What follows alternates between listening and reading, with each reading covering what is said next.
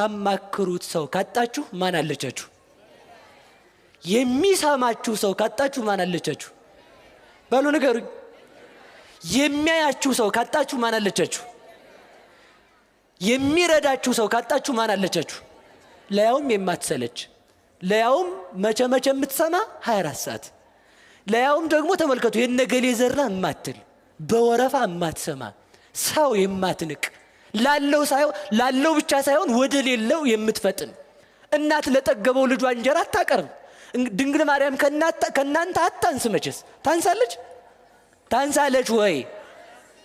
እናት ለማን ነው የምታበለው? በሉ ለራበው በሉ እንጂ ልጅ ርቦታል እንደዋለ አንተ በልታል ቆይ ለሱ ብላ ተዘጋጅታ ነው የምትጠብቀው።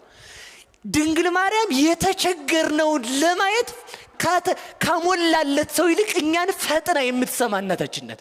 ጥቂት መከራ መጥቶ ጸልየን ድንግል ማርያም አልሰማን ስትል መስማት አቅቷት ሳይሆን በዚያ መከራ ውስጥ ክፉ ነገር አልፎልናል ነው። እስኪ በሉላችሁ በዚያ መከራ በሉ ብዙ ነገር አልፏል። እኛ እኮ ካሰብነው ብዙ ነገር አልፎልናል።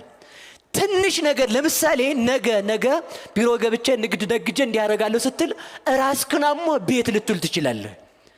ራስክን አሞ ቤት ስትል ምን አልኩት ጌታዬ እንደው ያሰብኩት መቼ ነው የሚሳካው? ምርር አትበሉ። ለምን መሰላችሁ?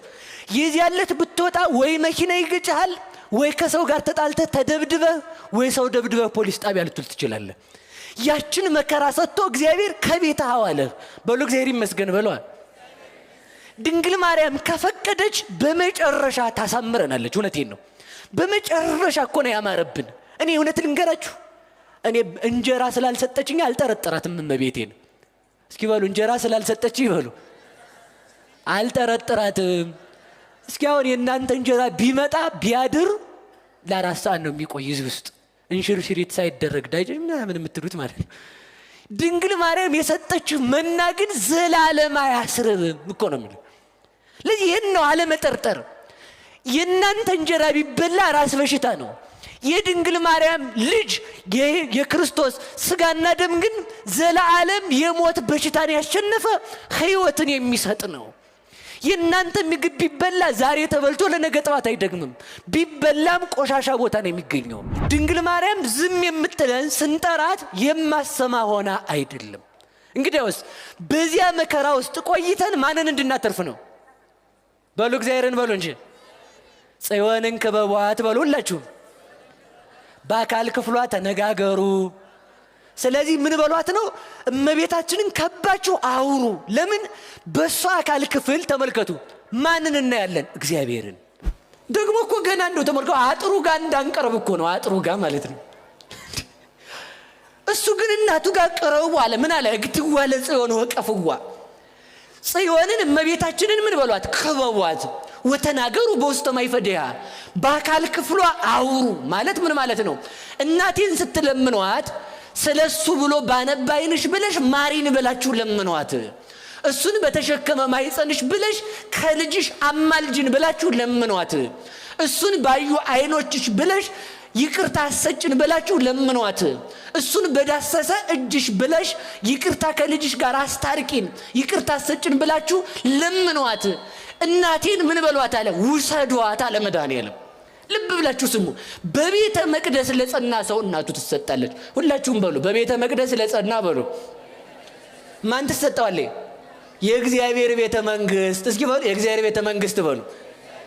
ማንነት የእግዚአብሔር ቤተ መንግስት? እመቤታችን። ማንነት የእግዚአብሔር ቤተ መንግስት? ቤተ ክርስቲያን። ከምሬ ነው የምነግራችሁ። ይሄ አጥሩ ይሄ የቤተ ክርስቲያኑ ቅጥር ይታያችኋል አይደል? ይሄ አጥሩ የእግዚአብሔር ቤተ መንግስት ውስጥ እንዳላችሁ ማስረጃ ነው። የእግዚአብሔር የረድኤቱ ምሳሌ ነው። እልፍ አእላፋት መላእክት ናቸው የከተሙበት። ማን እዚህ ስላለ? ንጉሱ እግዚአብሔር ስላለ። ቤተ ክርስቲያን የሚመጣ ሰው እስኪ እንደው ልብ በሉ። እስኪ እንደው በእውነቴ ልንገራችሁ። እስኪ አሁን ኤምባሲ ለመግባት የኮቴ ስንት ብር ነው? የኮቴ ተብሎ ሲከፈት እዚህ ይለኛል አስፈርመ ነው የምትገባው ማለት ነው። ይኸው ናግባ ተብላል። በነፃ እኮ ነው የገባው። ዘበኛ ይከለክል፣ ሌት ቀን አትከለከል። መጣ እግዚአብሔር ቤተ መንግስት እንዳትገባ ማን ነው የከለከለ? ይሄ ነው። ይቺ ናት የምትሻል ደብተራ ድንኳን የተባለችው። ከምድራዊ ነገስታት ቤተ መንግስት የምትበልጥ የማን ቤተ መንግስት? የእግዚአብሔር ቤተ መንግስት። በሩ ሊዘጋብህ ይችላል፣ ዘበኛው ላያስገባ ይችላል። የእግዚአብሔር መንግስት ማን ዘግቶብሃል? ማን የከለከለ? ድንግል ማርያምን እንዳታገኝ የከለከለ ማን ነው?